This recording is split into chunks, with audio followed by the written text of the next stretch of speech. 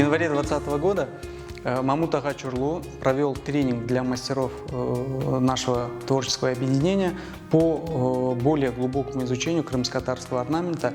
И авторы, благодаря языку крымско-татарского орнамента, уже раскрывали и создавали свои авторские композиции, которые впервые будут представлены в этом году онлайн. Представлены изделия около 30 мастеров в различных видах декоративно-прикладного искусства. Что примечательно, многие мастера, независимо от того, каким видом искусства занимаются, приготовили декоративные панно, выполненные акриловыми красками на бумаге.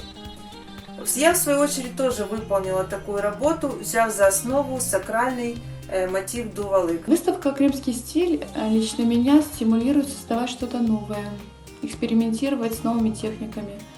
Например, в этом году мне очень захотелось показать, как может выглядеть крымско-татарский орнамент в современном войлоке.